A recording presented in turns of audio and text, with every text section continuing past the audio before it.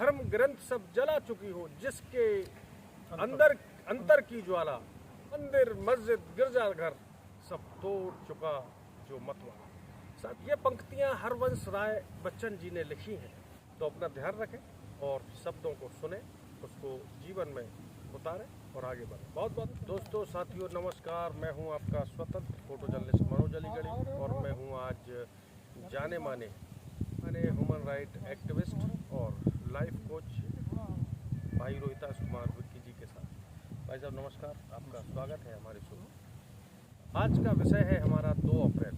आखिर 2 अप्रैल को क्या हुआ था, इसके बारे में मैं आपसे जानना चाहता हूं और मेरे साथ जो मेरे श्रोता, जो दर्शक आपको सुन रहे हैं, देख रहे हैं, वह भी जानना चाहते हैं। तो 2 अप्रैल का जो दिन है वो ऐतिहासिक दिन है।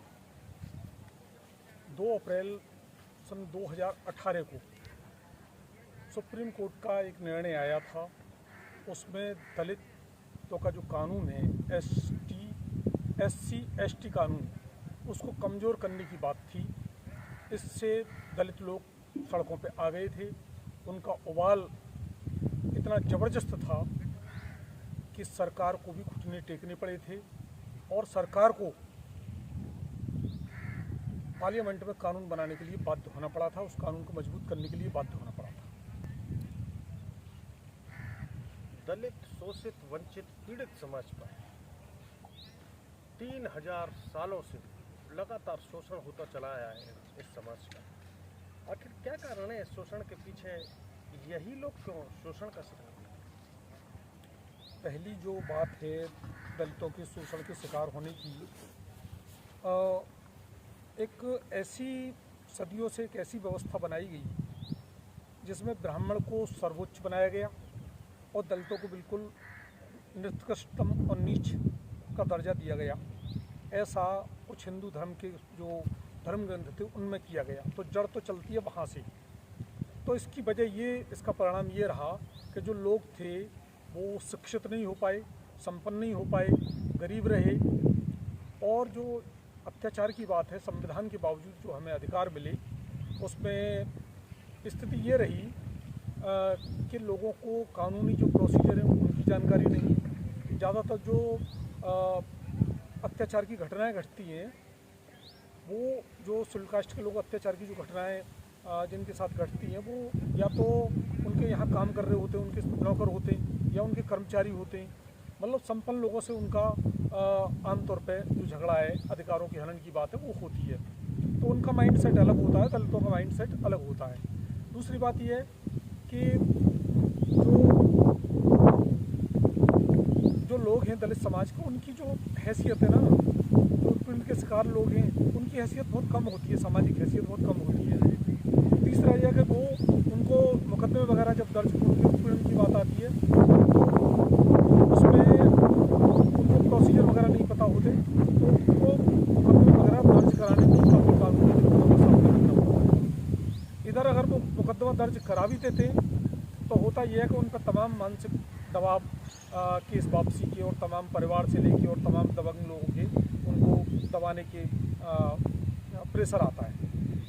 इसके अलावा बहुत सी ऐसी बातें हैं जिनसे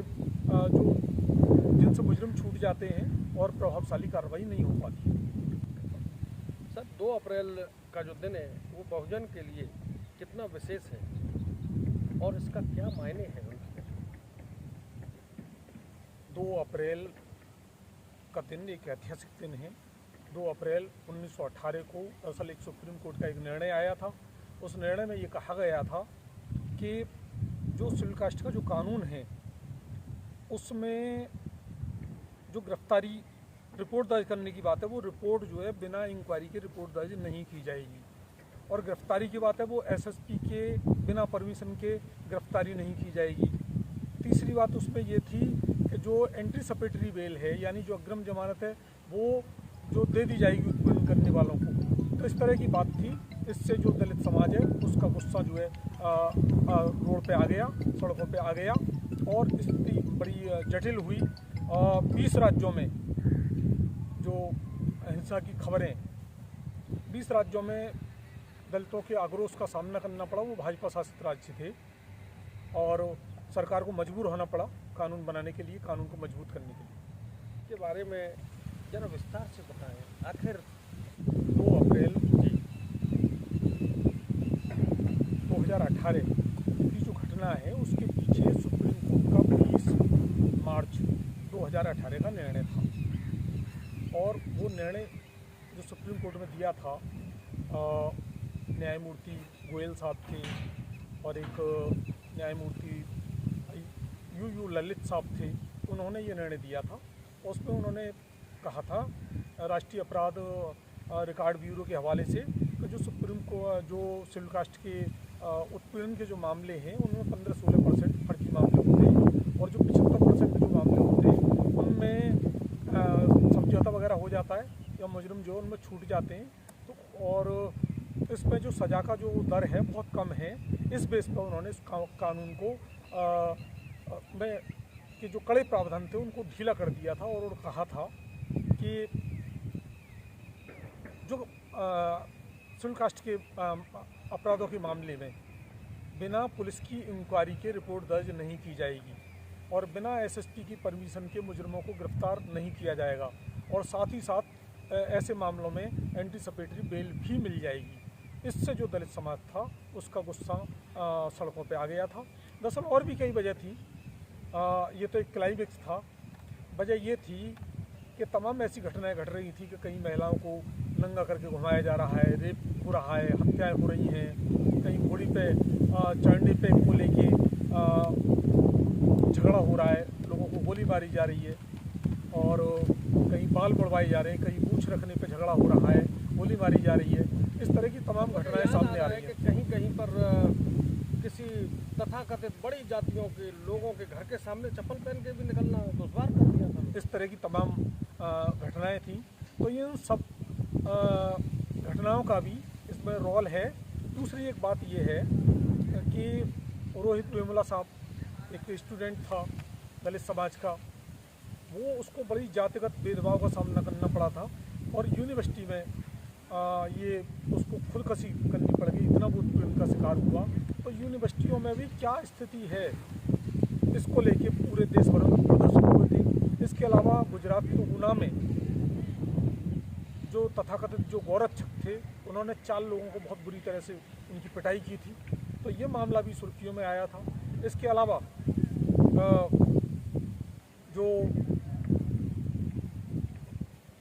जो मैटर है चंद्रशेखर आज़ाद भीम आर्मी के जो संस्थापक हैं उनको हिंसा भड़काने के आरोप में सहारनपुर में उनको गिरफ्तार किया गया था, लेकिन दूसरे दिन ही हाई कोर्ट ने उनको जमानत दे दी थी कि भाई ये मामला तो राजनीति से प्रेरित है। लेकिन इसके बावजूद भी जो उत्तर प्रदेश सरकार है उन्होंने उनको रासुका में बंद किया था और उनको जेल की हवा लंबे समय तक खानी पड़ी थी। इसके अलावा तमाम ऐसी बातें हैं जो दलितों को एक उबाल पैदा कर रही थी और ऐसे समय में ये निर्णय आया तो दलितों का गुस्सा होना स्वाभाविक था। दलितों का जो रोष था वो फूट पड़ा और देखते ही देखते जो भाजपा शासित जो 20 राज्य हैं उनमें ये आग झुलस गई और स्थिति इतनी भयानक हुई कि जो दूसरे पक्ष के लोग थे, जो सवर्ण लोग थे, वो सामने आ गए और ये जो मामला है वो हिंसा में तब्दील हो गया। और एक शख्स तो ऐसे दिखाई पड़ रहे थे कि वो सरेआम सवर्ण समाज के वो थे और वो गोली मार रहे थे। ये दृश्य तमाम लोगों ने टीवी पे देखा। तो करोड़ों रुपये, राजधानी दिल्ली की बता रहे हैं, ये शायद राजस्थान की बात है। तो देखते ही देखते हिंसा, सार्वजनिक हिंसा और रेल रोको, तमाम चीज़ें पैदा हुई और इसमें 13 नौजवानों की गोली लगने से हत्या हुई और तमाम लोगों जो नौजवान हैं उनको जेल में जाना पड़ा और तमाम लोग बुरी तरह घायल हुए इस प्रकरण में। तो ये जो प्रकरण है दलित समाज के एक उबाल का, दलित समाज के एक आक्रोश का एक दिन है। इस दिन एक पूरा जो देश है वो ऐसा लग रहा था जैसे एक नीली क्रांति आ गई। मेरा एक नए सवाल के साथ मैं आपसे जुड़ूंगा जी। दलित उत्पीड़न की घटनाओं पर सर आप क्या कहना चाहते हैं? दरअसल दलितों को सदियों से शोषित पीड़ित रहे हैं, संविधान के जरिए उनको अधिकार मिले। तो ये जो चीज़ है नहीं है, ये जो सवर्ण समाज है उसको ये बात हजम नहीं होती। नहीं, दलित क्यों अगर नहीं हजम होती? अभी उत्तर प्रदेश का चुनाव हुआ है, जी जी जी, वहाँ पर 83 SC BC और OBC के लोगों को मिनिस्टर्स बनाया गया, जिम्मेदारियां दी गई। आप कैसे कह सकते हैं कि हजम नहीं है? देखिए सवाल मेंटलिटी का है। ये सरकार में मंत्री बनाया गया है, बहुत अच्छी बात है। सरकार में भागीदारी दी गई है, बहुत अच्छी बात है। इसके लिए हम योगी जी को बधाई देते हैं। यहाँ बात मेंटलिटी की चल रही है कि जो सदियों से इस कास्ट को, दलितों को दबाया गया, संविधान ने अधिकार दिए उनको। जब संविधान ने अधिकार दिए तो लोग जब अच्छे कपड़े पहनने लगे, शिक्षित होने लगे, घोड़ी पर चढ़ के शादी करने लगे, तो उनके आग लगने लगी। दलित ने अगर मूंछ रख ली तो सवर्णों की आग लग गई। दलित घोड़ी पे चढ़ के ब्याह रचाने के लिए गया तो उनकी आग लग गई। दलित ने कोई अच्छा वाहन, नया वाहन खरीद लिया तो उनकी आग लग गई। दलित ने कोई अपना पक्का मकान बना लिया तो उनकी आग लग गई। तो ये जो चीज़ है, ये मानसिकता का सवाल है। डेवलपमेंट करेंगे तब तो आग लगेगी। हाँ, तो यहाँ मैं एक बात कहना चाहूँगा जी, दलित समाज के लोगों से स्पेशली, आज संविधान का ज़माना है, संविधान ने हमें राइट्स दिए हैं और जितना बेहतर हो सकता है अपने बढ़िया से बढ़िया कपड़े पहन के रहें। बाबा साहब तो उस ज़माने में भी सूट पहनते थे, तो एक अच्छे से अच्छे कपड़े पहन के रहें, अपने आप को मतलब ग्रूम करके रहें, अपने आप को क्लोथिंग पर ध्यान दे के रहें। दूसरी एक चीज़ है कि अपना जो भी चाहे महिलाएं हैं, अच्छी से अच्छी साड़ी पहने, अच्छे से कपड़े पहने। जो लोग हैं वो अच्छे से अच्छे कपड़े पहने। आज तो हमें ये अधिकार दिया है। क्यों? क्योंकि हम मालूम नहीं पड़ने चाहिए कि हम दलित हैं। दलित एक संपन्नता का प्रतीक मालूम पड़ने चाहिए। इस बात का जवाब ये है इन लोगों के लिए।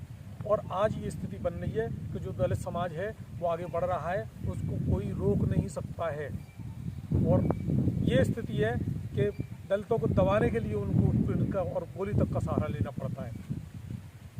ये संविधान की एक बात है। अब दलित समाज रुकने वाला नहीं है, बिल्कुल नहीं रुकेगा, बिल्कुल नहीं रुकेगा। संविधान जब तक है, संविधान को सुना है, तोड़ा मरोड़ा जाने का प्रयास चल रहा है। लोगों की बात है, मैंने जो सुना है, मैं आपसे पूछना चाहता हूँ। मेरा ज्ञान कम है, हो सकता है आप बेहतर बता सकें हमारे श्रोता और दर्शकों को। असल यहाँ तक संविधान की बात है। मैं जितने भी पॉलिटिकल इवेंट्स में गया हूँ वहाँ पर संविधान की बात आती है। संविधान बचाओ, संविधान को तोड़ मरोड़ कर प्रस्तुत करने की बात है। थोड़ा विस्तार से बताइए, जो अपने बहुजन समाज के लोग हैं, जो आपको सुन रहे हैं, जो आपके फॉलोवर्स हैं, आपको बताना होगा। आप श्रोता आपको सुनने को ललायत है। जब से ये दुनिया बनी है, दो तरह के लोग रहे, दो तरह की मेंटलिटी रही है। एक तो ऐसी मेंटलिटी रही है जो शोषण करती है, और एक ऐसे लोग हैं जिनका शोषण होता है। तो ये विचारधारा की लड़ाई है। कभी जो अन्याय करने वाले लोग हैं, जो शोषण करने वाले लोग हैं, उनका पलड़ा जो है वो भारी हो जाता है। कभी जो विरोध करने वाले लोग हैं उनका पलड़ा भारी हो जाता है। और ये जब से दुनिया बनी है तब से चल रहा है। तो यहाँ तक आपका कहना कि संविधान एक सुरक्षा कवच है। SC ST कानून है, संविधान में जो छुआछूत का निषेध किया गया, उसकी समाप्ति की घोषणा की गई, तो ये उसका परिणाम ही है SC ST कानून। और ये एक दलितों के लिए एक सुरक्षा कवच है। सुरक्षा कवच है जी जी। लेकिन कभी कभी सुरक्षा कवच में भी छेद हो जाती है। मैंने बताया नहीं, ये सवाल मेंटलिटी का है। अगर इस पर सही मानसिकता से काम किया जाए तो कोई भी दिक्कत नहीं है। दलितों को पूरे संवैधानिक संरक्षण प्राप्त है। सवाल केवल नीयत का है। तो साथियों, आप थे हमारे साथ जाने माने ह्यूमन राइट वर्कर भाई रोहितास कुमार बिक्की जी, जिन्होंने मुझे लगता है कि बहुत सारे ज्ञान की बात आपको बताई है और ज़रूर अपने आप जीवन में उसको उतारने की कोशिश करेंगे। और जहाँ भी अत्याचार, अन्याय हो रहा है उसके खिलाफ जरूर आवाज़ उठाएंगे। अगर हमारा प्रोग्राम कुछ व्यक्तियों को भी जागृत करता है और जगाता है अपने कर्तव्यों के प्रति, तो हमारा यह प्रोग्राम सफल होगा।